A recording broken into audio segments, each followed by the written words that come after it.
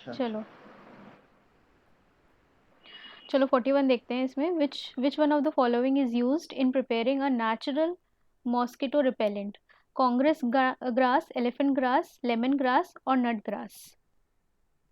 Ma'am ये statement नहीं समझ आई, विच वन ऑफ द इसमें है फॉलोइंग इज यूज्ड कि इन। नेचुरल जो मच्छर भगाने के लिए जो नेचुरल रेपेलेंट होता है वो किसको यूज करते हैं, कौन सी ग्रास को यहाँ पे यूज करते हैं? क्लास रिकॉर्ड कर लीजिएगा मैम, मैम देखो लेमन हाँ ग्रास। जी यहाँ हाँ जी हाँ पूजा जी। है तो इसलिए अटेंड नहीं कर पा रहे हैं। हाँ जी, मैं रिकॉर्डिंग लगा दी है। हम्म। ठीक है, तो देखो इसका आंसर जो है वो लेमन ग्रास है। तो लेमन ग्रास में ना ये लोग कई बारी जो एक ऑयल होता है उसको एक्सट्रैक्ट करते हैं और उसकी खुशबू से जो है वो जो ये मच्छर हैं और ये सब भाग जाते हैं। ठीक है, तो इसको एज अ रिपेलेंट यूज़ करते हैं, उसको लोशंस में डालते हैं। लेमन ग्रास जो होती है मतलब वही नॉर्मल वाली जो ग्रास होती है उसमें थोड़ी सी मतलब थोड़ी खुशबूदार होती है, उसमें से ऑयल एक्सट्रैक्ट करते हैं वो। ठीक है, सिट्रोनेला एक ऑयल होता है वो बनाया जाता है इसका और उसको कई सारी चीज़ों में यूज़ करा जाता है। ठीक है, तो ये जो है ये रेपेलेंट का काम करती है, मॉस्किटो को भगाती है यहाँ पे। ठीक है, तो ओके मैम। ये लेमन ग्रास है इसका आंसर। चलो 42 देखते हैं यहाँ पे। इसमें consider the following kinds of organism: copepods, cyanobacteria, diatoms, foraminifera. ठीक है, ये चार चीज़ें हैं, इसमें से बताना है कि which of the above are primary producers in the food chain of oceans. तो ओशन के मामले में यहाँ पे प्राइमरी प्रोड्यूसर कौन है? ठीक है, कोपेपॉड्स है, साइनोबैक्टीरिया है, डायटम्स है, फोरामीनिफेरा है। मैम साइनोबैक्टीरिया में भी। अच्छा, देखो इसमें क्या है कि आपको सबसे पहले तो प्राइमरी प्रोड्यूसर पता होना चाहिए। प्राइमरी प्रोड्यूसर कौन होता है? ऑटोट्रॉफ्स जो होते हैं वो आपके प्राइमरी प्रोड्यूसर्स कहलाते हैं, मतलब जो अपना खाना खुद खुद बना सकते हैं, है ना, वो प्राइमरी प्रोड्यूसर्स होते हैं। तो देखो अगर हम यहाँ पे देखें ये जो साइनोबैक्टीरिया होता है ये आपने ये बहुत फेमस है, ये आपने पढ़ा होगा कि ये फोटोसिंथेसिस करता है। ओशन जैसे आपका नॉर्मल जो आपके प्लांट्स होते हैं वो यहाँ पे हवा में टेरिटोरियल एरियाज में आपके फोटोसिंथेसिस करते हैं, वैसे ही जो आपका ओशन में है वो साइनोबैक्टीरिया फोटोसिंथेसिस करता है। ठीक है, और यस ऐसे मैम। डाई एटम्स जो होते हैं ये भी प्राइमरी प्रोड्यूसर्स होते हैं, ये भी करते हैं। ठीक है, अगर हम कोपेपॉड्स की बात करते हैं तो कोपेपॉड्स जो है वो यहाँ पे प्राइमरी प्रोड्यूसर नहीं है। ठीक है, अब ये जो है आपका ये एनसीईआरटी में दे रखा है, बायो की 12th क्लास के एनसीईआरटी में, तो आप उसको पढ़ोगे और इसमें फिर देखोगे कि जो कोपेपॉड्स हैं वो क्या है, फोरामीनिफेरा जो है वो क्या है। फिलहाल जो है इसका साइनोबैक्टीरिया जो है ये जैसे प्लांट धरती पे काम करते हैं वैसे ओशंस में ये प्राइमरी प्रोड्यूसर्स हैं, फोटोसिंथेसिस करते हैं दोनों। ठीक है, और जो आपका ये फोर्थ वाला जो है फोरामिनीफेरा ये भी एक छोटा सा ऑर्गेनिज्म होता है मतलब, और ये भी जो है ये फूड खुद अपना प्रोड्यूस नहीं कर पाता है, वही ये अपना छोटे छोटे ऑर्गेनिज्म सिंगल सेल ऑर्गेनिज्म होता है ये, और ये भी कंज्यूम करता है। ठीक है, ये डिपेंडेंट है on other other things for its nutrition. ठीक है, तो आंसर जो है इसका 2 और 3 है, इसे याद रखना, एनसीईआरटी में ये दे रखा है। ठीक है, उसमें पढ़ना बायो में। चलो ओके मैम। हाँ जी, फिर अब देखो 43 देखते हैं। 43 में आपका है इसमें 3 क्रिएचर्स 3 ऑर्गेनिजम्स दे रखे हैं। एक हेजहॉग है, मर्मट है और पैंगोलिन है। तो इसमें पता है, इसमें पूछा है to reduce the chance of being captured by predators, predators मतलब शिकारी, which of the above organisms roll up या rolls up and protect its vulnerable parts, मतलब कौन सा है जो शिकारी को देख के एकदम गोल घूम जाता है? पैंगोलिन तो पता ही होगा, कोविड के बाद तो क्या होता है। नहीं मैम, अरे एक्चुअली पैंगोलिन, ये पैंगोलिन वो जिससे कोविड के लिए बताया जा रहा है कि वो सबसे पहले कोविड जो आया है आपका कोविड स्ट्रेन जो है वो पैंगोलिन से आया है या बैट से आया है, और क्रिटिकली एंडेंजर्ड है चाइनीज पैंगोलिन, क्योंकि इसको मार के लोग खा लेते हैं, है ना। तो देखो पैंगोलिन वो है ऐसा होता है और इसके ऊपर स्केल्स होते हैं ऐसे करके, ऐसे करके छोटा सा ऐसा चूहा जैसा वो होता है। ठीक है, और ये क्या करता है, जैसे शिकारी आता है वैसे ही घूम जाता है। स्केल्स होते हैं इसके, और जो स्केल्स है ना इसकी मेडिसिनल वैल्यू होती है, इसीलिए इसका शिकार काफ़ी होता है। और चाइनीज़ वाला पैंगोलिन है वो क्रिटिकली एंडेंजर्ड है। ठीक है, फिर अगर हम बात करें मार्मट की, तो मार्मट जो होता है ये एक टाइप का चूहा या स्क्विरल टाइप का दिखता है, मतलब बड़ा सा चूहा टाइप का ही होता है। और हेजहॉग जो होता है, हेजहॉग जो होता है ना, छोटा सा चूहा होता है। आप मतलब आपको ऐसे नाम नहीं पता होगा, लेकिन एक छोटा सा चूहा होता है क्यूट सा, उसके बहुत सारे कांटे होते हैं, तो आपने देखा भी होगा फोटो। तो ये वो यस होता मैम। है, छोटा सा, मतलब चूहे जैसा ही लगता है, और उसके बहुत सारे ऊपर बहुत सारी स्पाइक्स होती हैं, तो उसे हेजहॉग बोलते हैं। ठीक है, तो ये भी जैसे ही अपना शिकारी देखता है, ये ऐसे गोल घूम जाता है। तो देखो मार्मट जो है, इसको यहाँ पे एलिमिनेट कर सकते हो, और इसका आंसर जो रहेगा वो 1 और 3 रहेगा। पैंगोलिन तो देखो फॉर श्योर है यहाँ पे, अब आपको कंफ्यूजन होगी कि यहाँ पे 3 है या 1 और 3 है। ठीक है, तो इसमें आंसर जो है हेजहॉग भी है, 1 और 3 इसका आंसर है। Okay ma'am. ओके, ठीक है। एनसीईआरटी में ये नहीं है, ये कहीं न्यूज़ में होगा, या ऐसे ही थोड़ा सा डिफिकल्ट बनाने के लिए पेपर दे दिया है। चलो 44 देखते हैं। With reference to the New York declaration on forest, which of the following statement are correct. तो न्यूयॉर्क डिक्लेरेशन ऑन फॉरेस्ट की बात हो रही है। फर्स्ट स्टेटमेंट है कि ये यहाँ पे it was endorsed at the United Nation climate summit 2014। फिर it endorses a global timeline to end the loss of forest. फिर it is legally binding international declaration. और फोर्थ है it is endorsed by the governments, big companies, indigenous communities. और India was one of the signatories to signatories at its inception. ठीक है, तो New York declaration on forest, इसकी बात कर रहे हैं। इसके बारे में आपने सुना है, नहीं सुना है? नहीं मैम। ठीक है, तो देखो अगर अगर हम यहाँ पे बात करते हैं, अगर हम यहाँ पे बात करते हैं इसको अगर हम ध्यान से पढ़ें, तो न्यूयॉर्क डिक्लेरेशन ऑन फॉरेस्ट, मतलब इसका कुछ ना कुछ यहाँ पे डिक्लेरेशन कर रहे हैं रिगार्डिंग फॉरेस्ट। क्या हो सकता है? फॉरेस्ट को बचाना हो सकता है, मे बी, है ना, यही तो हो सकता है ज़्यादा से यस ज़्यादा, मैम। है ना। और ये इसी यस से मैम। रिलेटेड है, अगर आप गेस भी करोगे तो ये इसी से रिलेटेड है कि ये यहाँ पे फॉरेस्ट बचाने के लिए एक डिक्लेरेशन है, ये यहाँ पे इन लोगों ने एग्जिस्टेंस में लाया था इस समिट में। ठीक है, 2014 में यहाँ पे यूनाइटेड नेशन क्लाइमेट समिट किस लिए फेमस है? पेरिस एग्रीमेंट के लिए फेमस है। ठीक है, यस मैम। उस टाइम पे ये लोग ये लेके आए थे कि भाई अपने पेड़ तो बचा लो, तो ये आपका उस टाइम का है। तो फर्स्ट स्टेटमेंट जो है वो एकदम ठीक है। देखो ये वाला जो है, ये स्टेटमेंट अगर हम फर्स्ट लेके चले, तो फर्स्ट स्टेटमेंट के हिसाब से ये ए और बी ठीक है। अब देखो यहाँ पे अगर हमें एलिमिनेट करना है, एलिमिनेट करना है, तो देखो ये डिक्लेरेशन है, ठीक है। और डिक्लेरेशन में ये लोग क्या कोशिश करें, पहले तो मैं एग्जैक्टली बताती हूँ क्या कोशिश कर रहे हैं। इन लोग का यहाँ पे एम था कि हम यहाँ पे फॉरेस्ट बचा लेंगे कम से कम 2030 तक। यहाँ पे हम फॉरेस्ट का जो कटना है और जो आपका फॉरेस्ट लॉस हो रहा है उसको सेव कर पाएँ। एटलीस्ट 2020 तक हम जो ये रेट है आपका फॉरेस्ट कट करने का, उसको हम यहाँ पे 50% तो कम से कम फॉरेस्ट लॉस हम रोक ही पाएँ 2020 तक। अब इन्होंने पता नहीं अचीव किया कि नहीं किया, लेकिन फिलहाल 2020 तक का ये था कि इन्हें 50% तो एटलीस्ट रोकना ही था इस डिक्लेरेशन के अकॉर्डिंग। अब देखो यहाँ पे अगर हम यहाँ पे थर्ड स्टेटमेंट की बात करें, it is a legally binding statement. तो देखो लीगली बाइंडिंग करना तो बहुत मुश्किल हो जाता है, ठीक है।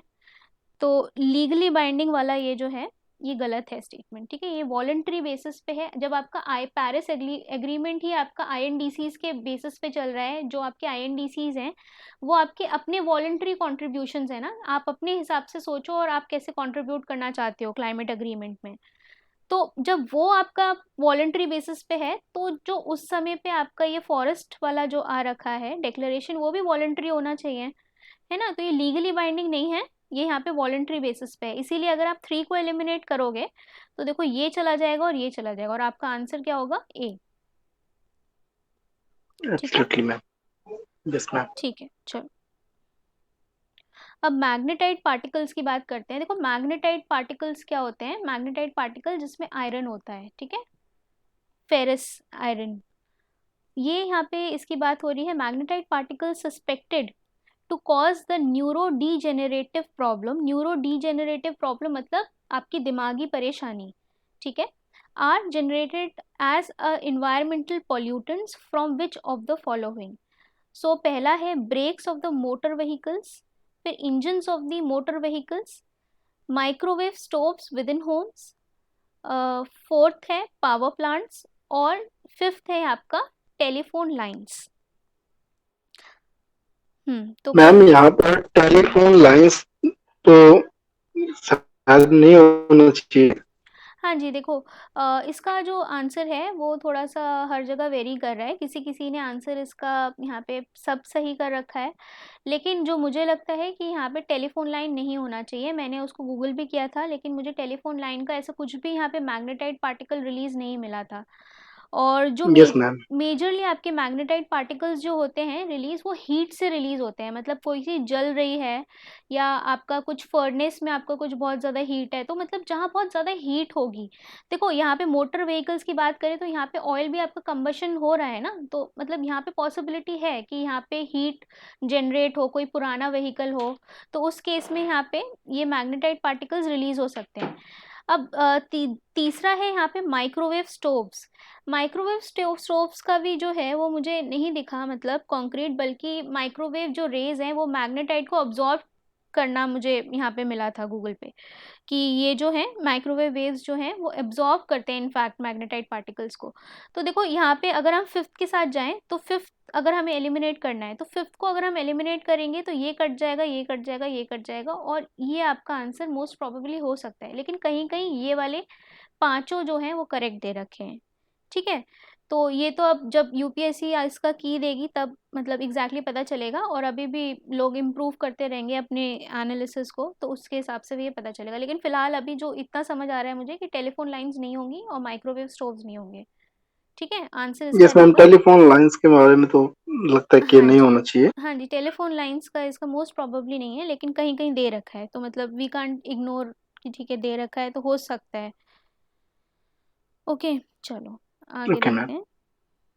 अब 46 देखते हैं, विच one of the following is a filter feeder. Filter feeder क्या होता है? कैट फिश है, ऑक्टोपस है, ओयस्टर है, या पेलिकन है। देखो फिल्टर फीडर वो एनिमल होता है जो अपना फूड जो है मतलब उसको निगल लेता है, और वो मतलब एक तरीके से उसमें फंस जाता है, फिल्टर हो जाता है और बाकी निकल जाता है। मतलब एक तरीके से फिल्टर होता है, उसके अंदर जाता है, पास करता है, और जो मतलब न्यूट्रिशन लेना होता है वो न्यूट्रिशन रुक जाता है, और फिर बाकी सब जो एक्सेस होता है वो निकल जाता है। तो मतलब एक टाइप का छन्नी जैसा जो होता है वो, ये उनको बोलते हैं फिल्टर फीडर, मतलब वो फिल्टर करते हुए खा रहे हैं। मैम इसमें तो चारों ऑप्शंस में कहना कुछ थोड़ा कठिन होगा, पर हाँ मछलियों के बारे में सुना है, क्योंकि गले में होता है कुछ ऐसा छन्ने टाइप का, हाँ जिससे वो हाँ, गिल्स सांस होते लेने हैं। में काफी। Yes ma'am. हाँ जी, हाँ जी, हाँ जी। तो देखो कैट फिश जो है, इसमें कैट फिश तो इसमें नहीं है आंसर, लेकिन जो ओइस्टर्स हैं, ओइस्टर्स जो हैं ये काम करते हैं। ओइस्टर्स जो हैं इनको आप नेचुरल फिल्टर्स बोलते हो, ठीक है। ये क्या करते हैं, इनके पास गिल्स होते हैं, इनके पास भी गिल्स होते हैं, और ये जो हैं मतलब ये क्या करते हैं, जो न्यूट्रिएंट्स होते हैं ना वो अपने आसपास के एरिया से ट्रैप कर लेते हैं, ठीक है। जो भी यहाँ पे न्यूट्रिएंट्स घूम रहे होते हैं वो पानी में, ठीक है। तो मैम ये जो ऑस्टर है इसे कहते क्या है, एक्चुअली होता क्या है? नहीं अगर पता हम मुझे, ऑस्टर। गूगल करो ओयस्टर क्या होते हैं। मैम ओके मुझे मैम। भी यही ऑप्शन लगा था, मैंने भी यही सोचा था, हाँ बट कंफर्म थोड़ा सा हाँ नहीं था। हाँ हाँ आयुष, यही आंसर एकदम ठीक है, ओयस्टर है इसका, ठीक है। पेलिकन तो वो होता है ना जिसके बर्ड होता है वो, जो जिसकी बड़ी सी वो होती है, बीक होती है। ऑक्टोपस ऐसा काम करता नहीं है, कैट फिश भी नहीं करती है मे बी। इसका आंसर जो है ओयस्टर है, ठीक है। ऑस्टर मैम वो जो सेब की तरह होता है कुछ है, वो दिखा रहा हाँ, है। मे बी वही, वो जिसमें मोती होता है ना, वही शायद। Yes ma'am. वही वो कैप्चर करता होगा, और फिर उसका जो भी मतलब वो शेल से वो कैप्चर हो जाता होगा पानी, न्यूट्रिएंट्स वो अपने अब्जॉर्ब कर लेता होगा, बाकी एक्सेस पानी जो है वो निकल जाता होगा। Okay ma'am. है ना। तो अब देखो चलो अगला क्वेश्चन देखते हैं यहाँ पे 47। अब देखो बायोजियोकेमिकल साइकिल की बात यहाँ पे कर रहा है। In case of which one of the following biogeochemical cycles the weathering of rocks is main source of release of nutrient to enter the cycle. तो इसमें बात कर रहा है कि कौन सी ऐसी बायोजियोकेमिकल साइकिल है जिसके अंदर जो रॉक्स हैं वो वेदर होने की वजह से यहाँ पे न्यूट्रिएंट्स जो हैं वो रिलीज हो रहे हैं। मतलब weathering of rocks is the source of release of nutrients. तो देखो इसमें है पहला कार्बन। फॉस्फोरस मैम, शायद मैम कार्बन तो फॉस्फोरस साइकिल। एटमॉस्फेयर में आपको मिल जाएगा ना। Yes ma'am. हाँ, तो ये फर्स्ट देखो वेदरिंग की वजह से नहीं हो रहा है ना। मैम फॉस्फोरस होता है आई थिंक, क्योंकि सर ने भी पढ़ाया था इसके बारे में। वेदरिंग क्या होता है? वेदरिंग होता है ये आपकी चट्टान है, यहाँ पे आपका पानी गिर रहा है या कोई आपका हवा चल रही है यस तो ये मैम, ऊपर की लेयर जो है जैसे निकल बारिश के जाती है। दौरान मैम, बारिश के बारिश दौरान के दौरान में। कोई भी आपका फिजिकल फैक्टर जो है उसकी वजह से ये चट्टान की लेयर है वो हट रही है, टूट टूट के हट रही है, उसको वेदरिंग बोलते हैं। ठीक है। अब कार्बन साइकिल तो आपका मतलब गैशियस साइकिल है और उसमें आपका जो उसमें वेदरिंग की जरूरत नहीं है ना, समझ रहे हो। यस मैम, ये सर ने हाँ पढ़ाया था, नाइट्रोजन साइकिल भी कार्बन साइकिल भी। हाँ, देखो तो नाइट्रोजन आई साइकिल भी थिंक नहीं ये होगी, ये भी गैशियस, ये भी नाइट्रोजन फिक्सेशन और ये सब गैशियस फॉर्म में चलता है। अब देखो जो आपका फॉस्फोरस जो होता है ना, जो आप फॉस्फोरस ऑब्टेन करते हो वो क्या होता है। फॉस्फोरस जो है आपका मेनली जो रॉक्स होते हैं ना, जो आपके अर्थ के जो आपके सेडिमेंट्री रॉक्स होते हैं उसमें फॉस्फोरस होता है। ठीक है। और जब ये धीरे धीरे वेदर करते हैं हवा की वजह से या किसी भी वजह से ये वेदर करते हैं तो ये जो फॉस्फोरस निकल के बाहर आता है, ये कहीं वहाँ पे रिवर जा रही होगी तो पानी में चला जाएगा। ठीक है। उस तरीके से यहाँ पे वेदर होने की वजह से ये फॉस्फोरस जो है, ये फॉस्फोरस साइकिल ऐसे काम करती है। ठीक है। मतलब आसपास एग्जैक्ट में मैम, कोई, सर ने भी यही हाँ ये एग्जाम्पल भी सर ने यही दिया था नदी वाला कि रॉक्स में अगर बरसात होती है हाँ तो उसके तहत फिर जो रॉक से जो है फॉस्फोरस जो साइकिल है वो ऐसे निकलता है, फॉस्फोरस निकलता है नदियों से मिलते हुए, फिर वो साइकिल बनाता है। हाँ ऐसे बिल्कुल। इन्होंने एग्जाम्पल दिया था। हाँ बिल्कुल, ये वैसे ही पानी में जाके फिर घुल जाता है और यही सोर्स रहता है। ठीक है। तो इसका आंसर एग्जैक्टली यहाँ पे फॉस्फोरस साइकिल रहेगा। इसको देख लेना साइकिल सारी। ठीक है। बहुत इंपॉर्टेंट रहती है ये, इन्वायरमेंट में देखना इसे, इन्वायरमेंट में होगी आपके। यस ठीक है। मैम, ये क्वेश्चन मैंने जब देखा था तब भी लगा था कि कितना मतलब सर ने पढ़ाया था और अच्छे हाँ से, तो हाँ हाँ इसलिए हाँ। एग्जैक्ट क्लियर था इसमें। Okay, very good very good. चलो देखो अब डेट्रीवोर्स देखते हैं। डेट्रीवोर्स से रिलेटेड क्वेश्चन है कि डेट्रीवोर्स जो हैं वो यहाँ पे अर्थवॉर्म है, जेलीफिश है, मिलीपीड्स हैं, सी हॉर्सेस हैं, वुडलीस हैं। तो डेट्रीवोर्स आपके क्या हैं? मैम डेट्रीवोर्स मतलब? डेट्रीवोर्स वो जो होते हैं आपके जो डेड उस पे आपके कुछ कंज्यूम करते हैं साइकिल को, उसको ब्रेक डाउन करके, जो डेड मटेरियल यस होता है उसको मैम, ब्रेक फिर डाउन करके वो कंज्यूम करते हैं डेट्रिटस न्यूट्रिएंट्स। यस मैम, फिर तो मिलीपीड्स आएंगे। मिलीपीड्स आएंगे और आपके, और इसमें मैम अर्थवॉर्म आएगा। ये ये भी तो आना चाहिए मैम, वुडलिस भी आना चाहिए। हाँ वुडलिस भी आता है। देखो इसमें ना सी हॉर्स नहीं आएगा, सी हॉर्स इसमें नहीं आएगा क्योंकि देखो सी हॉर्स जो है वो आपका कुछ ब्रेक डाउन नहीं करता है। ठीक है। वो मतलब यहाँ पे जैसे वो सीधे सीधे कंज्यूम करता है। इसका इसका लॉजिक ये है कि इसके ना इसके it doesn't have a teeth, मतलब ये सीधे swallow करता है और swallow करके ये खाता है, तो मतलब ये कुछ ब्रेक डाउन नहीं करता है। तो ये जो है ये डेट्रीवोर नहीं है। अर्थवॉर्म वगैरह जो है थोड़ा थोड़ा मिनरल्स जो या जो भी उसमें ह्यूमस वगैरह प्रेजेंट होता है वो सबको ब्रेक डाउन करके फिर उसको खाने योग्य बनाते हैं और फिर उसको कंज्यूम करते हैं। ठीक है। जो जिस जिस भी जगह पे हैं, सॉइल में हैं तो सॉइल से अपना मिनरल लेंगे, लेकिन जो सी हॉर्स है वो डायरेक्टली निगल लेता है, वो यहाँ पे ब्रेक डाउन नहीं कर रहा है, ये डेट्रीवोर नहीं है। ठीक है। यस मैम, और जेलीफिश भी नहीं होगी मैम, सॉरी हाँ जेलीफिश भी नहीं है इसमें। जेलीफिश भी नहीं होगी। जेलीफिश भी नहीं है, ये भी यहाँ पे सेकेंडरी कंज्यूमर्स हैं। तो इसका आंसर देखो, अगर हमने यहाँ पे सी हॉर्स को एलिमिनेट किया तो सी हॉर्स जो है ये कट मैम गया, ये ऑप्शन कट सी। गया, ये कट गया और ये सी आंसर हो गया। ठीक है। Okay, very good. अब चलो यहाँ पे ये देखते हैं 49. Common carbon metric supported by UNEP has been developed for assessing the carbon footprint of the building operations around the world, enabling commercial farming entities around the world to enter the carbon emission trading, enabling government to assess the overall carbon footprint caused by the countries, assessing assessing the overall carbon footprint caused by use of the fossil fuels by the world in a unit time. Ma'am ये statement है the common carbon metric supported by UNEP has been developed for, इसका मतलब ma'am ये इसमें पूछा है कि जो आपका ये कॉमन कार्बन मेट्रिक जो है वो सपोर्ट करता है यूनेप, और इसको किस लिए डेवलप करा गया है, या तो ये कार्बन फुटप्रिंट को एसेस करने के लिए किया है, या इसको इनेबल करने के लिए कमर्शियल फार्मिंग को यहाँ पे इनेबल करने के लिए किया है, ठीक है। और इसमें enabling government to assess the overall carbon, governments को यहाँ पे कितना, गवर्नमेंट को असेस करवाने के लिए यहाँ पे किया गया है कि मतलब ओवरऑल आप कितना कार्बन फुटप्रिंट यहाँ पे एमिट कर रहे हो। तो और दूसरा है कि फॉसल फ्यूल से। Option C ma'am.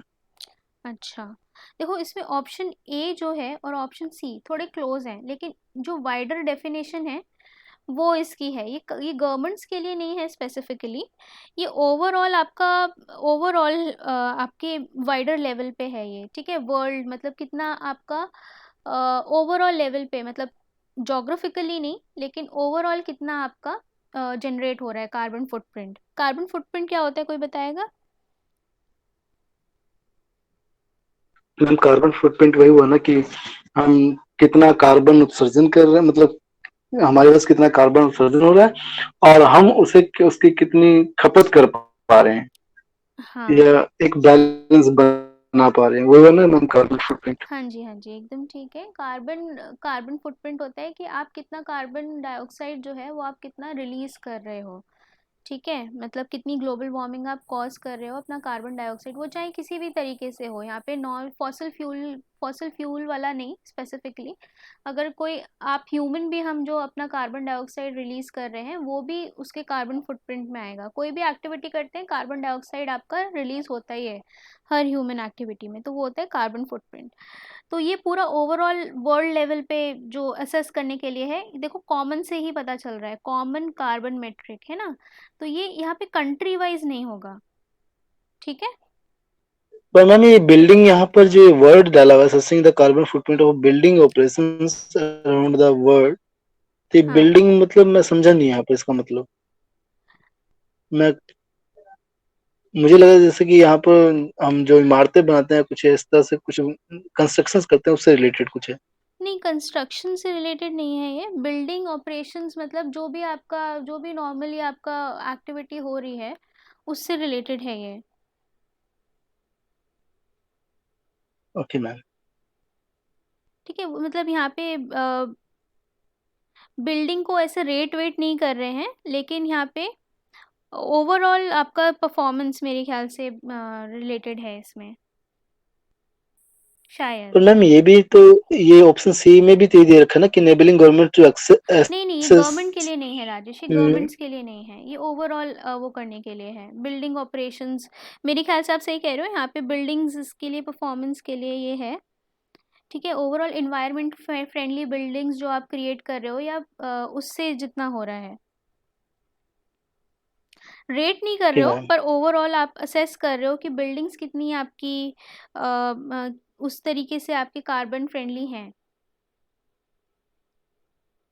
ठीक है जी।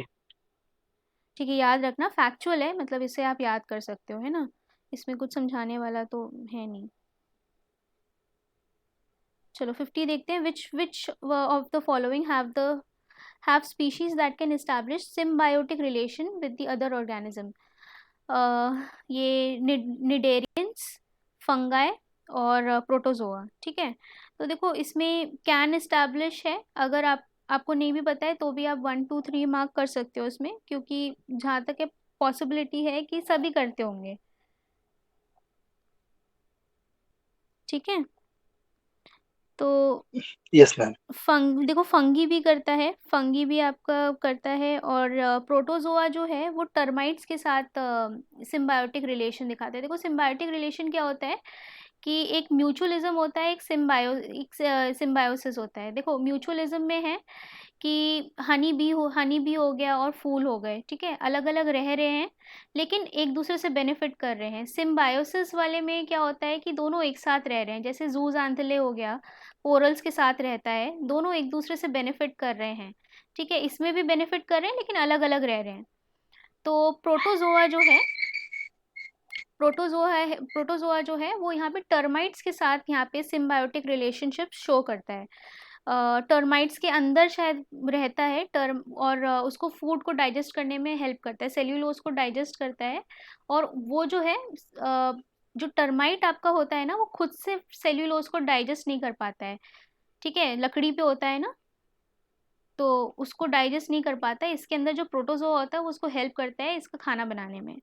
तो ये देखो, ये प्रोटोजोआ तो करता है, फंगी भी करता है, ठीक है, और आपका इसका मुझे देखना पड़ेगा, ये मुझे नहीं पता है, ठीक है, तो इसका आप देख लेना। लेकिन आंसर इसका जो है तीनों है, तीनों इसका सही आंसर है, ठीक है। ओके। और ये भी आपका एनसीईआरटी में आपको शायद मिलेगा, मेरे ख्याल से एनसीईआरटी में है ये, 12th क्लास की एनसीईआरटी ज़रूर पढ़ लेना आप, जब आप लोग पढ़ने बैठोगे ना तो इसे देख लेना, इसके बेसिस पे आप पढ़ना। चलो, अब आपका ये वाला क्वेश्चन है, ठीक है। Under the constitution of India concentration of wealth violates, बताओ। सॉरी राइट, मैम, पढ़ने दीजिए। हाँ जी, इसको पढ़ो ऑप्शन।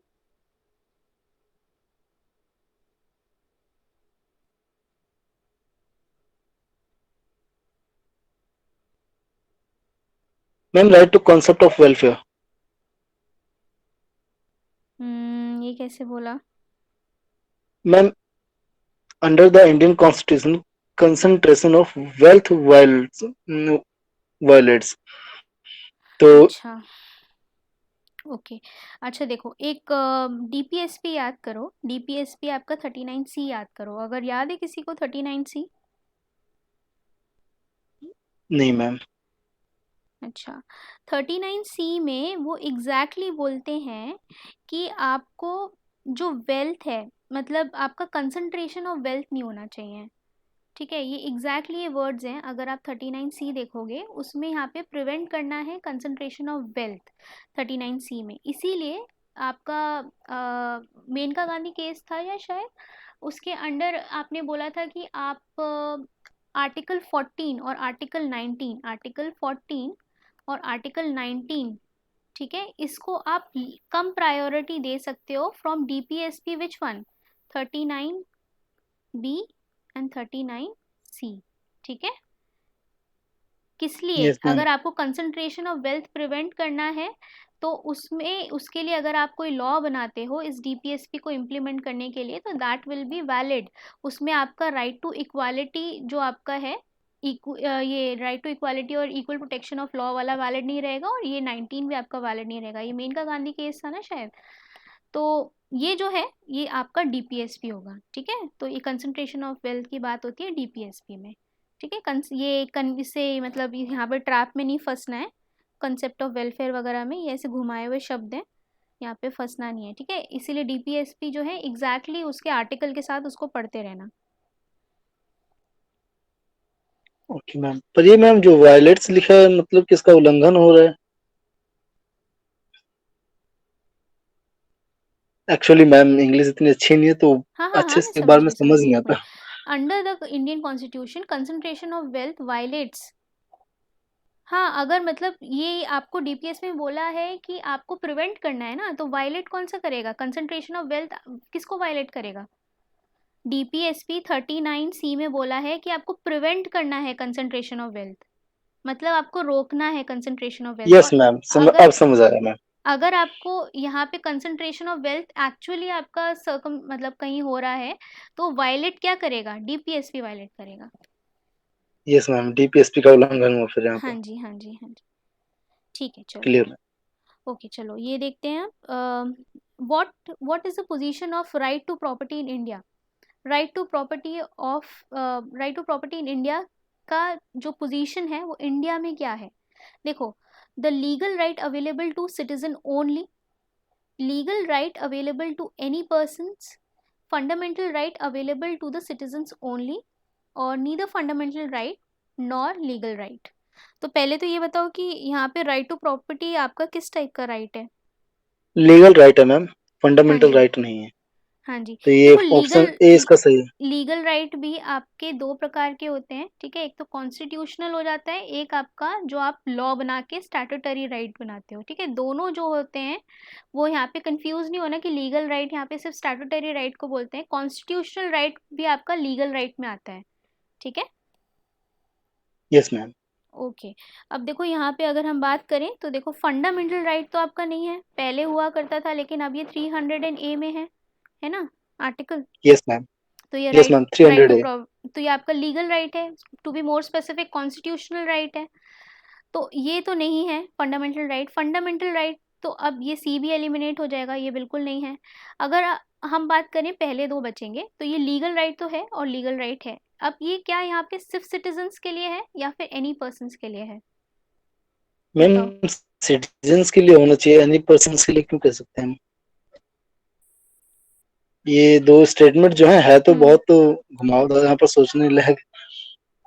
लेकिन फिर भी मैम अगर गेस करें तो सिर्फ सिटीजन्स के लिए ना कि देखो किसी भी अगर आदमी, किसी इंसान के लिए। देखो इसमें लीगल राइट जो है, अगर जैसे कल हम एफडीआई की बात कर रहे थे, अगर आपका यहाँ पे एफडीआई कोई यहाँ पे फैक्ट्री इस्टेब्लिश करना चाहता है, तो देखो उसका लीगल राइट तो है ही ना। अगर कोई यूएस से बंदा आ रहा है, उसने अपनी फैक्ट्री लगाई यहाँ पे, तो देखो लीगल राइट तो उसका रहेगा ना। यहाँ पे प्रॉपर्टी के ऊपर उसका कुछ यहाँ पे हक रहेगा, किसी लॉ के अंडर हो तो यस मैम। एनी पर्सन होगा यहाँ पे। ऐसा नहीं है कि सिर्फ सिटीजन के ही यहाँ पे प्रॉपर्टी राइट होंगे। हाँ, उनके अलग एक्ट में यस मैम, होंगे, एनी पर्सन। एनी पर्सन होगा, ठीक है। प्रॉपर्टी तो जैसे भी सरकार बताएगी उस एक्ट के हिसाब से वो लॉ बना सकती है ना। लेकिन जो आपका राइट टू प्रॉपर्टी रहेगा वो किसी भी इंसान के लिए यहाँ पे फ्लेक्सिबली रहेगा, ठीक है। अब बाद में भले ही आप बना दो एनिमी एलियंस की प्रॉपर्टी जो है हम जब्त कर लेंगे, वो अलग चीज़ें होंगी, लेकिन अवेलेबल है, ये सबसे मोस्ट अप्रोप्रिएट रहेगा, ठीक है, एनी पर्सन के लिए। Yes ma'am. चलो चलो अब ये देखते हैं, what was the exact constitutional status of India in 26 January 1950। आज़ाद हुए तो कैसे आज़ाद हुए थे? Democratic republic, sovereign democratic option republic, B ma'am. एक और फिर सोवरेन सेक्युलर डेमोक्रेटिक, और फिर आपका है sovereign socialist secular democratic Republic.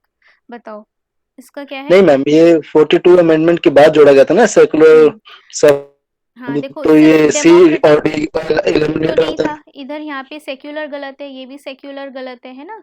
42nd option B amendment हो मैम। गया, इसका आंसर क्या हो गया? बी। सबको पता है ना ये? Option B. Yes ma'am. ठीक है, ठीक है। यस मैम, ये तो रटा हुआ है। वेरी गुड, वेरी गुड, रटा होना चाहिए, बेसिक क्वेश्चन है, ठीक है। अब कॉन्स्टिट्यूशनल गवर्नमेंट का मतलब क्या होता है, ये लास्ट ये प्रीवियस क्वेश्चन है, ठीक है। पता नहीं कौन से साल में आया था, लेकिन ये प्रीवियस क्वेश्चन है, अगर पहले के क्वेश्चन देखोगे तो। अब देखो यहाँ पे इंटरप्रेट करना है आपको, कॉन्स्टिट्यूशनल गवर्नमेंट का मतलब क्या होता है। और representative government of a nation with federal structure, जिस गवर्नमेंट में फेडरल स्ट्रक्चर होगा वो कॉन्स्टिट्यूशनल गवर्नमेंट कहलाएगी। A government whose head enjoys the nominal power, ऐसी गवर्नमेंट जिसका हेड जो है वो नॉमिनल पावर इंजॉय कर रहा है, जैसे हमारा प्रेसिडेंट। फिर ऐसी government whose head enjoys the real power, मतलब वहाँ का हेड है, हमारा जो प्रेसिडेंट है वो रियल पावर्स इंजॉय कर रहा है, ऐसी इस टाइप की गवर्नमेंट को कॉन्स्टिट्यूशनल गवर्नमेंट बोलते हैं। फिर डी है आपका कि government limited by the terms of constitution, ऐसी गवर्नमेंट जिसकी टर्म्स आप लिमिट कर रखी है आपने कॉन्स्टिट्यूशन से। तो कौन सा? Option D ma'am. Okay, option D. Okay, option D सबको समझ आया ना कि ऑप्शन डी क्यों होगा? यस मैम, क्योंकि हमारे यहाँ हाँ जी। चुनाव होते हैं और चुनाव होने के बाद में हमें एक टाइम पीरियड होता है, 5 साल के लिए गवर्नमेंट बनती है। देखो उसके बाद कॉन्स्टिट्यूशनल फिर से। गवर्नमेंट का चुनाव से ऐसा, वो आपका चुनाव वाला जो रहेगा वो आपका रहेगा डेमोक्रेसी के अंडर या रिपब्लिक के अंडर आएगा वो। कॉन्स्टिट्यूशनल का मतलब होता है कि आपने कुछ चीज़ें डिफाइन कर दी, ये होगा, और आप मेनली डिफाइन किसके लिए करते हो? आप गवर्नमेंट के लिए डिफाइन करते हो, ठीक है। We the people, by the people, for government. ठीक है, आपने फ्रेंच रेवोल्यूशन में देखा था ना, नेशनल असेंबली जब बनी थी तो उन लोगों ने पहला कॉन्स्टिट्यूशन ड्राफ्ट किया था कि हमारी सरकार कैसी होनी चाहिए, तो उन्होंने बैठ के लिखा था कॉन्स्टिट्यूशन। Yes ma'am. तो वही होता है कि आप लिमिट कर रहे हो फंक्शंस गवर्नमेंट की, उनको यहाँ पे प्रिस्क्राइब कर रहे हो। ठीक है, ऑप्शन डी होगा ना मैम हाँ वैसे जी, इसका? ऑप्शन एकदम डी होगा। तो इंटरप्रेट भी करना हो, किसी को नहीं पता होगा तो ये यहाँ पे लिमिटेड वाला होगा। ठीक है, ओके। ओके। अब देखो यहाँ पे फैक्चुअल क्वेश्चन है, हल्बी हो और क्वी जो है ये क्या है? डांस फॉर्म है नॉर्थ वेस्ट इंडिया के, म्यूजिकल इंस्ट्रूमेंट्स हैं, प्री हिस्टोरिक केव पेंटिंग्स हैं, या ट्राइबल लैंग्वेजेस हैं? मैम ये हल्बी हो और क्वी, हाँ, एक मिनट मैम।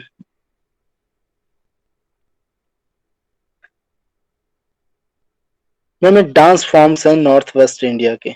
नहीं नहीं राजेश, ये ट्राइबल लैंग्वेज है। ठीक है, ओ सॉरी मैम।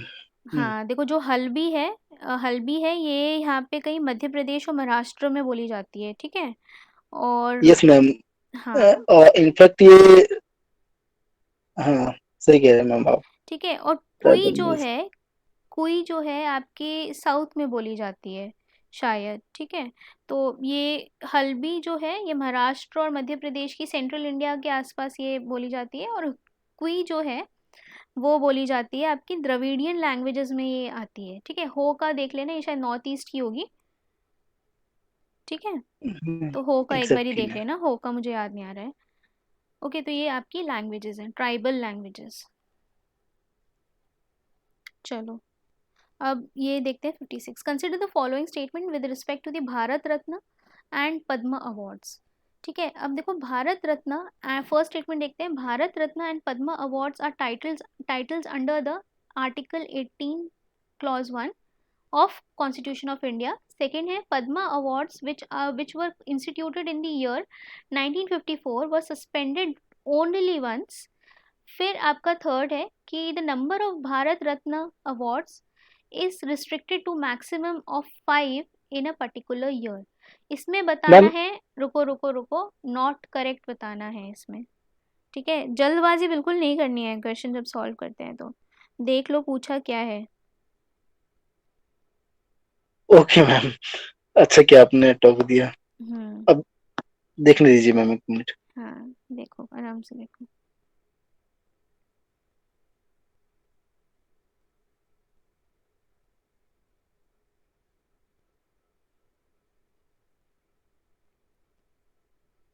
मैम ये बहुत कंफ्यूज करेगा, नॉट हाँ करेक्ट है जी, तो। देखो इसमें देखो ये वाला जो स्टेटमेंट है ये आप एलिमिनेट कर सकते हो मोस्ट प्रोबेबली, अगर आपको नहीं पता है ओनली वंस, ये कई बारी आपका बीच में इंटरप्शन हुआ है। ठीक है, कई बारी, 2-3 बारी हुआ है। ठीक है, एक बारी 78 में हुआ है, मैम 97 में हुआ ऑप्शन है। 2 और 3 बी, 2 और 3, ऐसा मुझे लग रहा है ma'am. Okay okay okay, first क्यों सही लग रहा है? मैम ये क्योंकि आर्टिकल 18 में जो है वो उपाधियों का जो है ऐसा जिक्र मिलता है हमें कॉन्स्टिट्यूशन में, तो ओके, इसलिए ये सही लगता आर्टिकल है। 18 आपका क्या बोलते हैं? आर्टिकल 18 क्लॉज 1 जो है, देखो क्लॉज 1 पे यहाँ पे थोड़ा सा स्पेसिफिक हो गया, वो वाले टाइटल्स बोलता है, महाराजा वराजा वगैरह, वो यहाँ पे आप यूज़ नहीं कर सकते हो, लेकिन भारत रत्न वाले टाइटल्स तो आप यूज़ ही कर सकते हो ना। तो ये वो आर्टिकल 18 जो है वो 1, उसका क्लॉज 1 वो वाले टाइटल्स बताता है जो आप यूज़ नहीं कर सकते हो, इसीलिए ये भी गलत होगा।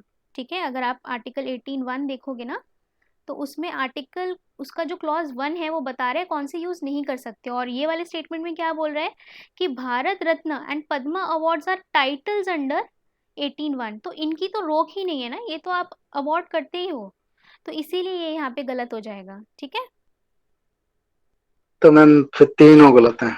हाँ जी, तो इसका आंसर होगा तीनों गलत। समझ आ गया ना आप लोगों को क्या कह रही हूँ मैं? यस मैम, ये समझ तो आर्टिकल आया। यस 18 वो बता रहा है जो आप मैम, यूज थोड़ा नहीं कर डाउट सकते था। हो, महाराजा राजा ये वाला। ठीक है, यस मैम। और हम्म, ये ये आप ऐसा यूज कर क्वेश्चन था सकते हो। किसे मोस्ट प्रोबेबली सभी जो हाँ, ये जो डिफिकल्ट अगर मैं अपना, क्वेश्चन है। यस मैम मैं अपने हिसाब से कहूँ तो लगभग जो भी करेगा वो गलत ही करेगा हाँ मोस्टली। बिल्कुल, गलत ही होगा ये वाला क्वेश्चन, क्योंकि आपको 18 ही याद रहता है अबॉलिशन ऑफ टाइटल्स। तो अबॉलिशन ऑफ टाइटल्स मतलब कौन से अबॉलिश कर सकते हो।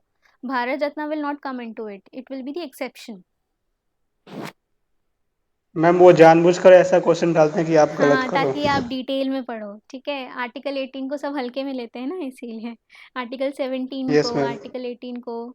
ठीक है, आर्टिकल 17 एक इकलौता ऐसा आर्टिकल है जो आप एब्सोल्यूट है, मतलब उसमें कोई भी वो नहीं है, दैट इज एब्सोल्यूट आर्टिकल। तो वो भी पूछ सकते हैं कि कौन सा आर्टिकल एब्सोल्यूट है, कौन सा फंडामेंटल राइट एब्सोल्यूट है। ठीक है, चलो 57 देखते हैं इसमें।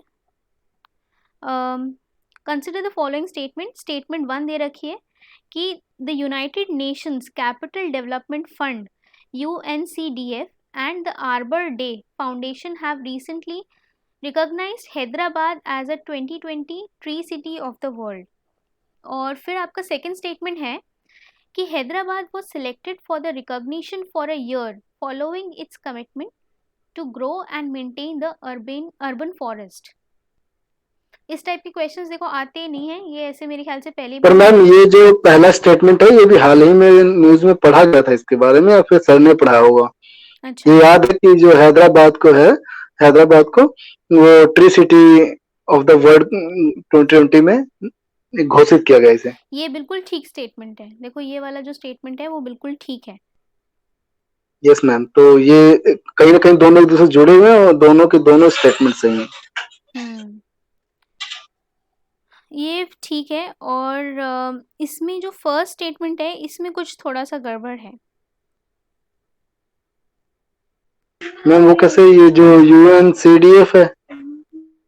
हाँ, इसमें इसका आंसर जो है वो यहाँ पे पहला स्टेटमेंट गलत है, ये वाला यहाँ पे गलत है और ये ठीक है। मतलब कौन सा होगा, देखो यहाँ पे ये तो दोनों सही हैं। ये इसका आंसर जो रहेगा, इसका आंसर डी ऑप्शन रहेगा। सी। ठीक है, इसका मैम हाँ, ये क्वेश्चन हाँ, मैंने तो देखो अटेम्प्ट नहीं किया था, मुझे नहीं पता है वाला क्वेश्चन, और ये मुश्किल भी है इसका। लेकिन ये पहला स्टेटमेंट जो है वो गलत है। अब इसमें क्या, इसका आर्बर डे शायद इसमें किसी और दिन होता है। कोई देख के बताएगा क्या? मैम मैं चेक कर लेता हूँ, पर ये जो UNCDF है यहाँ पर जो गलत हुआ, United Nation Capital Development Fund, हम्म, ये यहाँ अगर कोई संस्था जो है जो यहाँ पर शो की गई है वो हो सकता है गलत हो। बाकी ये चीज तो क्लियर है कि हैदराबाद को 2020 में tree city of the world घोषित हाँ, किया ये गया है। बिल्कुल ठीक स्टेटमेंट है। हैदराबाद जो है वो यहाँ पे tree city of the world थी। अब ये यहाँ पे आर्बर डे फाउंडेशन जो है इसने रिकॉग्नाइज किया है कि नहीं किया है, ये शायद गलत है इसमें। मैं चेक करता हूँ, मैं अभी हाँ करता जी, हूँ। हाँ जी, आप करो, चेक करो।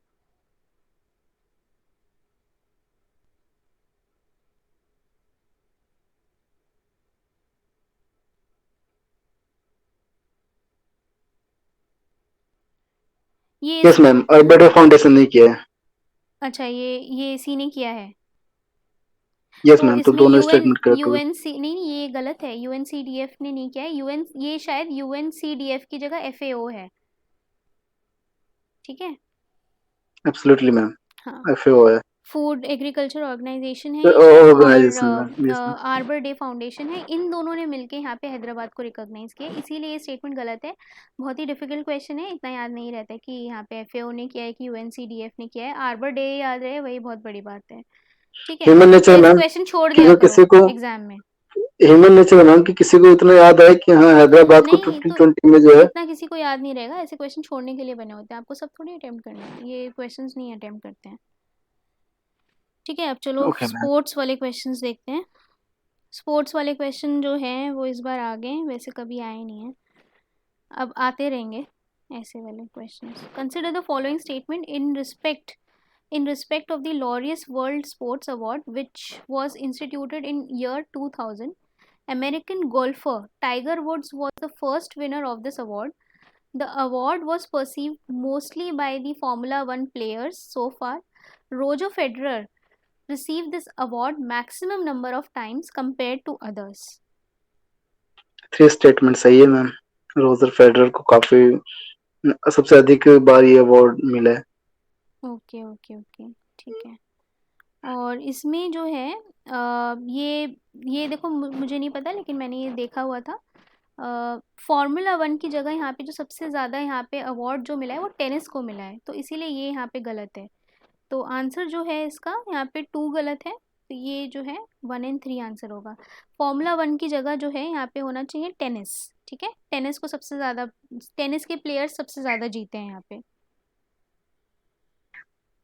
ओके ठीक मैम। है। और टाइगर वुड्स जो हैं ये यहाँ पे फर्स्ट विनर ऑफ दिस और अवार्ड। मैम ये रोजर फेडरर भी तो टेनिस से ही जुड़े हाँ हुए हैं ना? बिल्कुल, हाँ रोजर फेडरर भी टेनिस से जुड़े हुए हैं। वही मतलब कि अगर ये हाँ जी, टेनिस से और जुड़े हैं तो इनको मैम ये 5 बार फॉर्मूला, मिल चुका है ये वाला अवार्ड, ठीक है। यस मैम, सबसे अधिक बार इन्हें मिला है। हाँ जी, हाँ जी, इन्हीं मैंने को पढ़ा मिला था है। इनके बारे में। ओके ओके, वेरी गुड, ठीक है। 58 हो गया, ठीक है। 59 देखते हैं यहाँ पे। Consider the following statement in respect to the 32nd summer Olympics. फिर यहाँ पे है the official motto for this Olympics is a new world, ठीक है। और सेकंड है यहाँ पे sport climbing, surfing, skateboarding, karate, baseball are included in the Olympics. Ma'am ये दोनों स्टेटमेंट जो हैं, पहली बात तो इसमें जो फर्स्ट स्टेटमेंट है इसका जो मोटो था वो ए न्यू वर्ड ये नहीं था, तो हाँ कुछ और था जो मुझे एग्जैक्ट अभी याद नहीं है। इसका था फास्टर हायर स्ट्रॉन्गर टुगेदर, ठीक है। तो राइट न्यू मैम। वर्ल्ड लगेगा कि भाई कोविड वाले टाइम पे करा रहे हैं तो हो सकते हो, लेकिन ये फास्टर हायर स्ट्रॉन्गर टुगेदर है इसका जो मोटो है वो, तो इसीलिए ये वाला गलत हो जाएगा। और ये बिल्कुल ठीक है, यहाँ पे स्केट बोर्डिंग, कराटे वगैरह सब यहाँ पे इंक्लूड होते हैं। यस मैम, वो इंट्रोड्यूस किए गए थे। हाँ हाँ आयुष, तो ये सब यहाँ पे 6 न्यू स्पोर्ट्स यहाँ इन लोगों ने इंट्रोड्यूस करे थे, ठीक है। और 6 जो थे वो यही वाले थे आपके, क्लाइंबिंग, सर्फिंग, स्केटबोर्ड, ये सारे जो थे ये नए स्पोर्ट्स थे, ठीक है। Yes ma'am. साइकिलिंग भी है ना इसमें, साइकिलिंग भी शायद किया गया था। ये क्लियर तो नहीं है मैम, ओके क्योंकि इतने सारे स्पोर्ट्स याद भी नहीं रहते हैं हाँ याद ही रहेंगे, कि ठीक है। कौन से हुए। यस मैम, पर साइकिलिंग थे। लेकिन हाँ अगर ऑप्शन मैम साइकिलिंग, भी इसमें नहीं था। मैं करता ना मैम, मुझे हम्म करना होता तो मैं इसमें, क्योंकि फर्स्ट वाला मुझे क्लियर था कि इसमें ए न्यू वर्ड नहीं था, जो इसका मोटो आपने बताया वो इतना लंबा नाम है कि याद ही नहीं रहता अंग्रेजी में वैसे भी, हाँ तो हाँ मैं इसे एलिमिनेट कर देता और फिर मैं दूसरे को सही मानकर कर देता कि टू ओनली। हाँ हाँ हाँ, चलो देखते हैं ऑल द बेस्ट कैसे करते हैं, उससे पहले खूब सारे टेस्ट देना। चलो 60 देखते इनफैक्ट हैं। मैम इससे ज्यादा आसान तो मुझे सी सेट का लगा। अच्छा, सी सेट तुम पढ़ रहे हो ना, लेकिन उसकी कॉम्प्रिहेंशन आसान नहीं है राजेश, उसमें सब में कंफ्यूजन होगी। मैम पिछले 3 साल से लगातार मैं सी सेट को सॉल्व करता आ रहा हूँ, अच्छा अच्छा अच्छा, हालांकि चलो। अपने लेवल पे ही कर रहा हूँ। अब टाइम पहले बहुत ज्यादा लगता था, अब वो उसके मुकाबले बहुत कम लगता है, पर पेपर के अकॉर्डिंग टाइम नहीं, उसके टाइमिंग के अकॉर्डिंग नहीं कर पाता अभी अच्छे से। अच्छा अच्छा, नाइस नाइस, अगर कर ले तो इट्स वेल एंड गुड। चलो इसमें 68 देखते हैं। यहाँ पे आईसीसी वर्ल्ड टेस्ट चैंपियनशिप से रिलेटेड स्टेटमेंट्स हैं। First ma'am first option C, both 1 and 2। अरे वाह, वेरी गुड, पहले ही बता दिया ठीक है, लेकिन इसमें ऑप्शन सी नहीं है, लेकिन इसमें ऑप्शन ये दोनों गलत हैं। थोड़ा जल्दी हो गया, क्वेश्चन पढ़ने दो। आईसीसी वर्ल्ड टेस्ट चैंपियनशिप्स के रिगार्डिंग यहाँ पे स्टेटमेंट है, the finalist were decided by the number of matches they won. और फिर सेकंड स्टेटमेंट है कि New Zealand was ranked ahead of England because it won more matches than England. बताओ, वैसे आंसर तो मैंने मैम मैम बता ही सही दिया कि है डी। दोनों ऑप्शन। मैम सही है।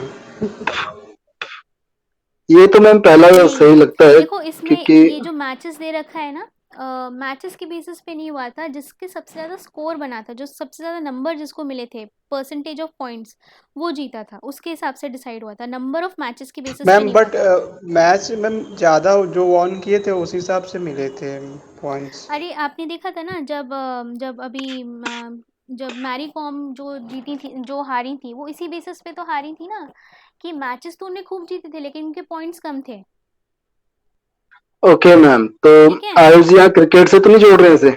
हाँ तो वही वाला जो इसमें जो मैचेस मैम के बेसिस क्वेश्चन पे। तो वही है ना, ICC world test Championship for cricket ही है मैम, वो क्रिकेट का ही है।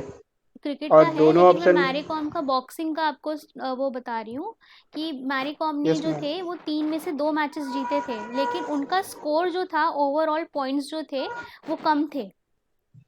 मैम उसमें तो नहीं पता, बट इस वाले क्वेश्चन के अकॉर्डिंग जो दोनों ऑप्शन है मैम वो करेक्ट हैं। अरे बाबा, इसमें मैचेस के बेसिस पे नहीं हुआ है, जो फाइनल जीत हुई है वो यहाँ पे पॉइंट्स के बेसिस पे हुई है। समझ आया क्यों गलत बोल रही हूँ मैं? उसे चेक करना। ओके मैम, तो यहाँ कि मतलब आपने पहले कितने मैच जीते वो मैटर नहीं करता कि उन मैचेस में हाँ, आपने इसमें कितने आपने स्कोर कितने किए, गेन स्कोर, किए। कितने पॉइंट्स स्कोर किए, सेम चीज जो है वो मैरी कॉम की वजह से, मैरी कॉम उधर उसमें ओलंपिक्स में भी हुई है कि कितने उन्होंने पॉइंट्स कम हासिल किए थे, मैचेस वो जीत गई थी, 3 में से 2 मैचेस जीत गई थी।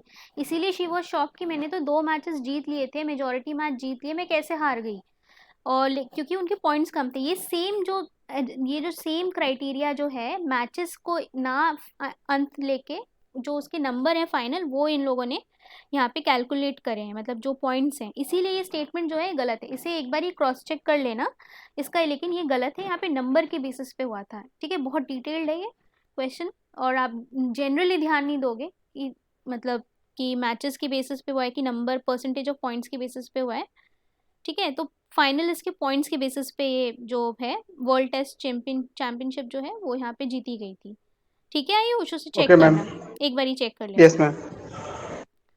ठीक है, और इसमें सेकंड वाला स्टेटमेंट जो है यहाँ पे, न्यूजीलैंड वाज रैंक्ड अहेड, तो न्यूजीलैंड जो था वो सेकंड था।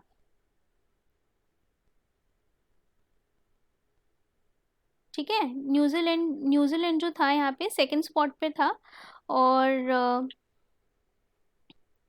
ये दोनों ही स्टेटमेंट गलत हैं, इनका मैंने देखा नहीं है। मैम फर्स्ट पे इंडिया था, सेकंड पे न्यूजीलैंड, एंड उसके बाद इंग्लैंड था। अच्छा। हम्म। पता नहीं मैम, क्रिकेट तो मुझे भी पसंद है पर इतना ज्यादा नहीं पसंद कि मैं तो इसे छोड़ ही देता। हाँ, ये स्पोर्ट्स वाला क्वेश्चन आप लोग देख लेना, ठीक है? इसे ना मेरे और को मैम स्पोर्ट्स इसको का आइडिया डेफिनेटली है। मैम करके आता हाँ, जैसे वेरी आपसे गुड मैम इतना आयुष। डिबेट कर रहा हूँ मैं। नहीं, डिबेट करना अच्छी बात है, कोई बात नहीं, लेकिन इसे आयुष तुम देख लेना और मुझे भी बता देना, ठीक है? मेरे को आइडिया नहीं है, लेकिन मैंने ओके हाँ मैम। आंसर की में देखा है कि ये नीदर है इसका। इसमें कौन जीता है ये देखो, मेरे को नहीं पता सच में क्या है इसका लॉजिक, लेकिन ये गलत है स्टेटमेंट। न्यूजीलैंड अहेड शायद नहीं होगा, या जो भी इसका लॉजिक होगा वो बता देना हमें भी, ठीक है? दोनों मैम इसका न्यूजीलैंड आंसर जीता फिलहाल था। इसका गलत है। ठीक है, ठीक है, तो ये इस बेसिस पे ही होगा कि ये इसके बेसिस पे गलत होगा, नंबर इनके ज़्यादा होंगे, स्कोर की बेसिस पे होगा, परसेंटेज ऑफ पॉइंट्स के बेसिस पे होगा, मैचेस के बेसिस पे नहीं होगा। ठीक है। Yes ma'am. हम्म। हाँ, तो यहाँ पे ये दोनों में सेम लॉजिक होगा, परसेंटेज ऑफ पॉइंट्स जो हैं ये यहाँ पे बहुत ही माइन्यूट सा डिफरेंस है इसमें दोनों में। आपको लगेगा कि न्यूजीलैंड जीता है, बट किस बेसिस पे जीता है? मैचेस के बेसिस पे नहीं, ये भी परसेंटेज ऑफ पॉइंट्स के बेसिस पे जीता है। ठीक है, तो चलो ओके मैम, अब ये फर्दर डिस्कस करना है, आप लोग कर लोगे ये खुद से, क्योंकि अब इसमें काफ़ी टाइम लग रहा है। जैसा आप उचित समझे मैम। आप बताओ। बाकी कोई डिस्कस तो करेगा नहीं। हाँ, हाँ। अगर आप रहते थोड़ा सा वो जो क्यूरियोसिटी रहती है ना वो बनी रहती है मैम। अच्छा, ठीक है, चलो फिर कल यस मैम। देखते हैं, आज अगर मैम, होगा तो कर लेंगे। ठीक है। अगर आप सही समझे तो आज 15 मिनट और कर लें, बाकी फिर छोड़ दीजिएगा, फिर ना करें फिर क्लास अच्छा, करेगा। ठीक है, स्वाति, अंशु, करना है? यस आयुष? मैम। ठीक है, चलो फिर कर लेते हैं, यस 15 मैम। मिनट और कर लेते हैं। मैं तो रेडी। ओके आयुष, ठीक है, चलो। Consider the following statement. Right to city is an agreed human right, and UN Habitat monitors the commitment made by each country in this regard. The right to city gives every occupant of the city the right to reclaim public spaces and public participation in the city. Or right to city means the state cannot deny any public service or facility to the unauthorized colonies in the city. इसे एक बारी थोड़ा खुद से पढ़ो, पढ़ने की कोशिश करो।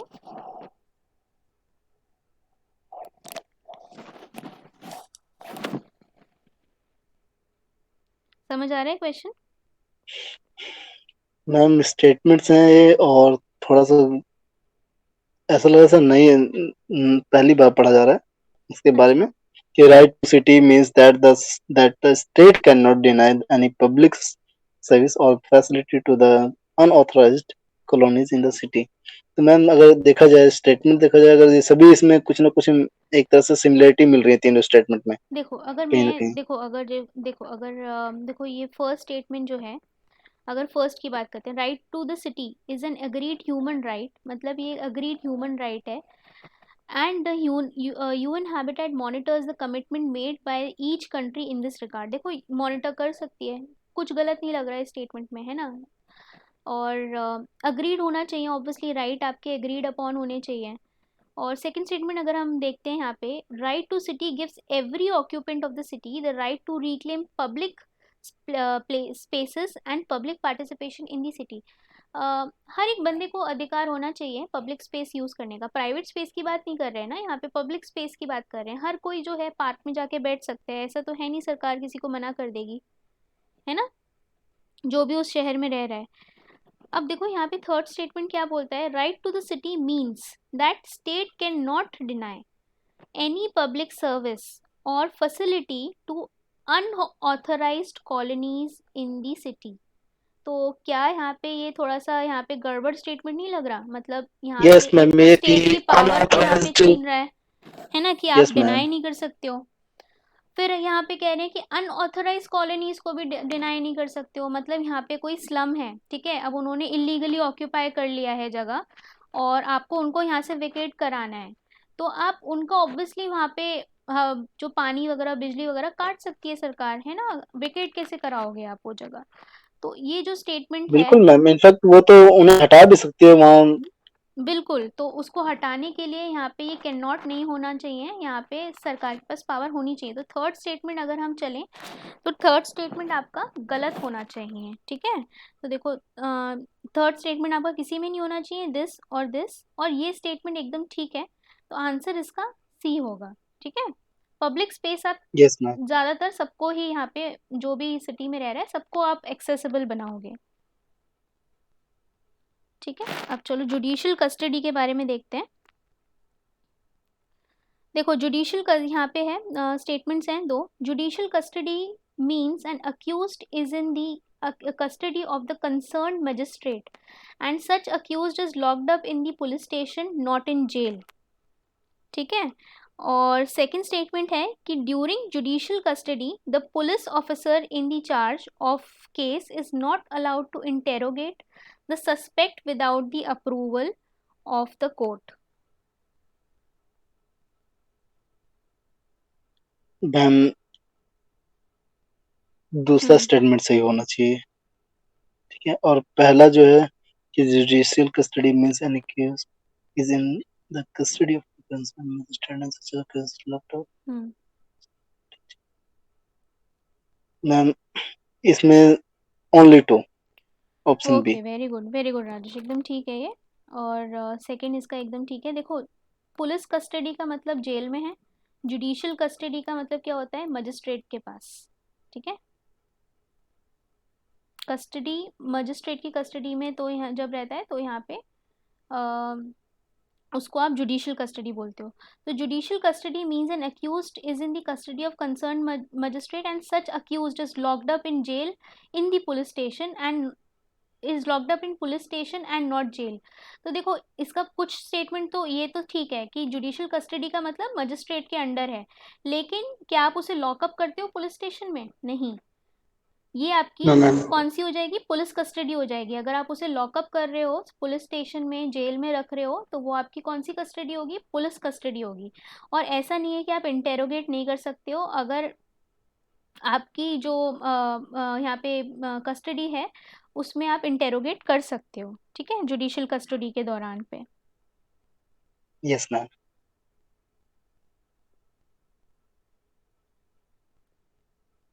ठीक है, और कब कर सकते हो, आपको कोर्ट से अप्रूवल लेना पड़ेगा, तो उसके बाद कर सकते हो, ऐसे नहीं कर सकते हो, क्योंकि फिर मतलब ये जुडिशियल कस्टडी की बात हो रही है, ठीक है?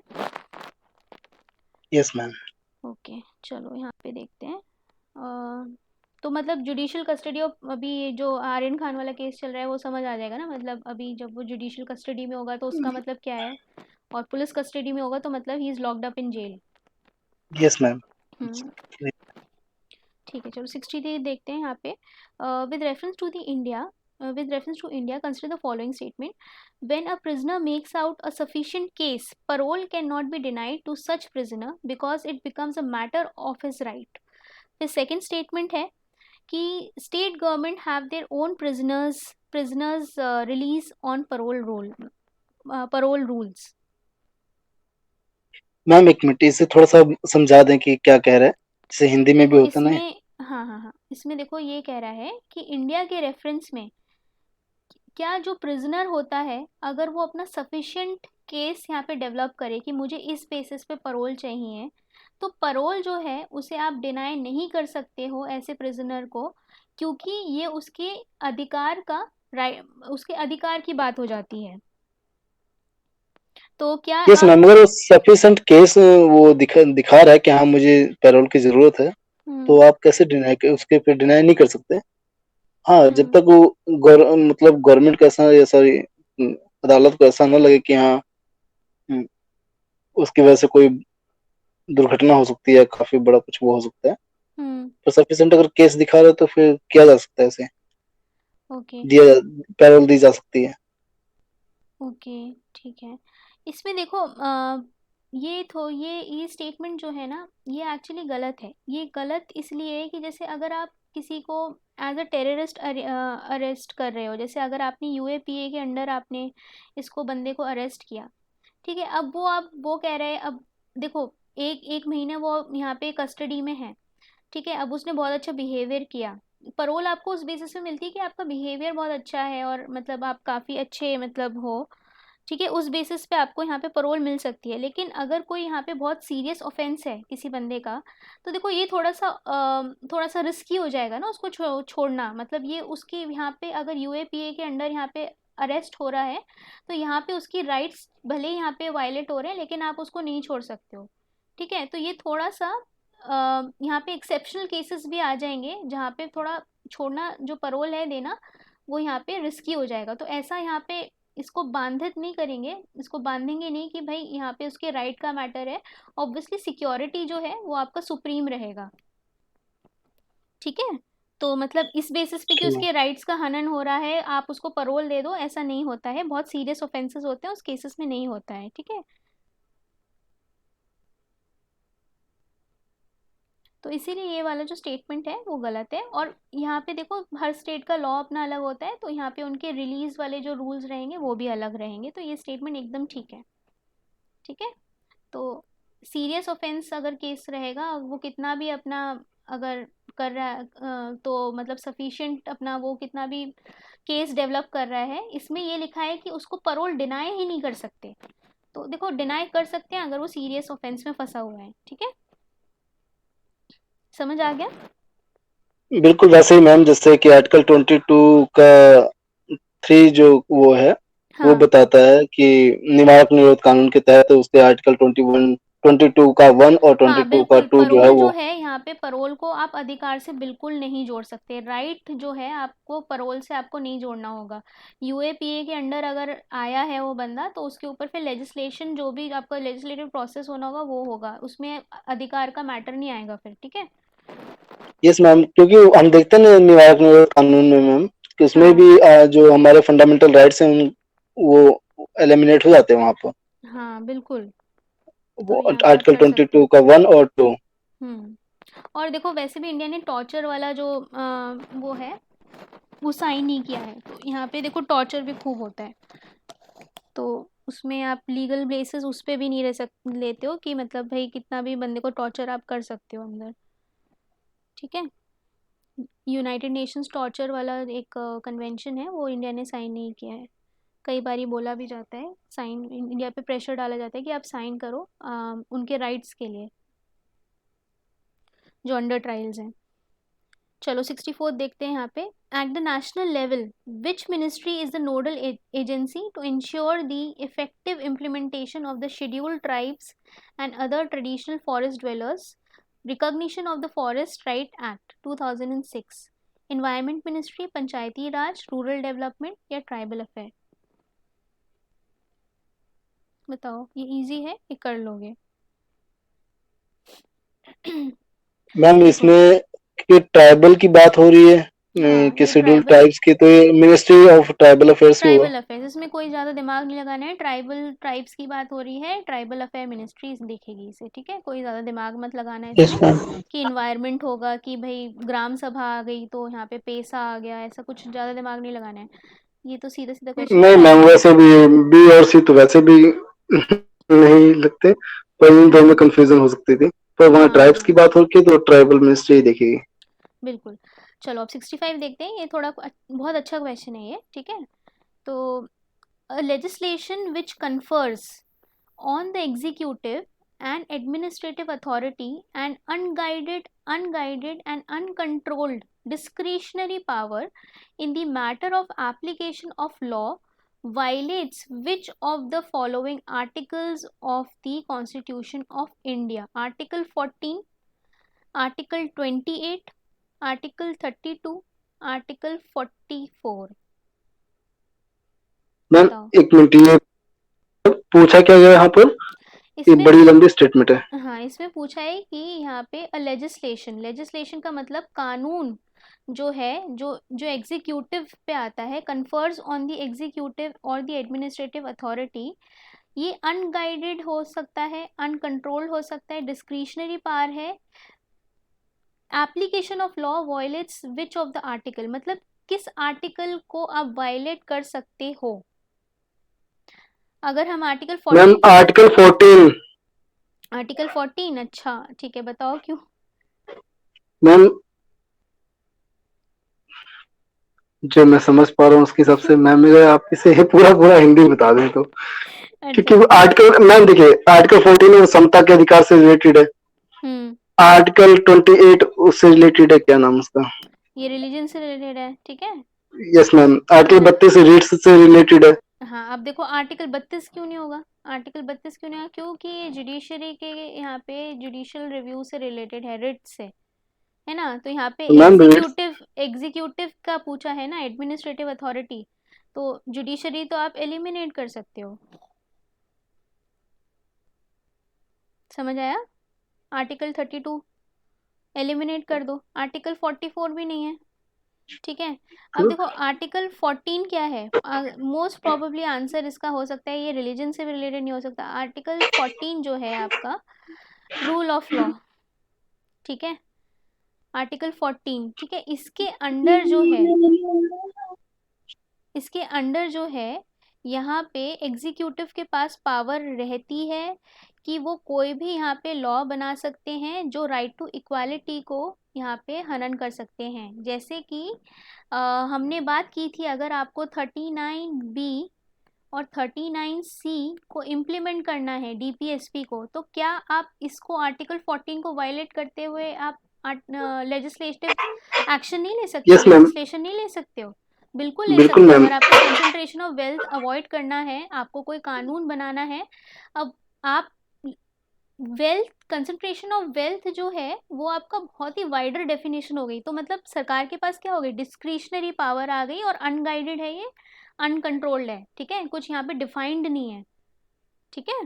तो मैम 39 फिर आपने कंफ्यूज क्यों किया जब मैंने आर्टिकल 14 कहा? तो मैंने यही किया समझ ऐसे के इसलिए क्योंकि आप वो कि आप जवाब क्या दोगे उसमें। नहीं मैम, मुझे लगा आप गलत ठहरा रहे हो, हालांकि यही मैंने चीज कभी मैंने भी किसी समझा। को ठहराया, बिल्कुल नहीं ठहराया। मैं हंस रही थी इस बात पे कि आप क्या एक्सप्लेनेशन दोगे।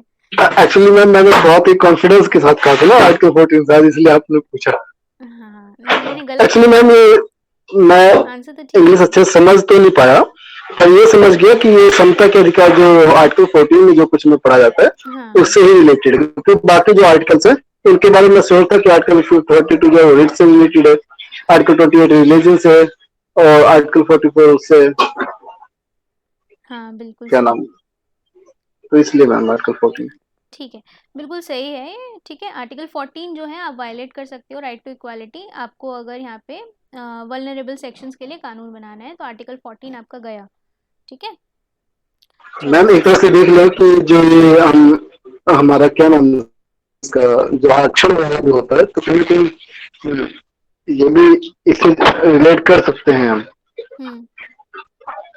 आर्टिकल 14 से, क्योंकि यहाँ पर यही है ना आर्टिकल 14 का कि जो हमारी गवर्नमेंट है, समता का अधिकार जो है हमारा, तो सबको सबको समान अधिकार मिले।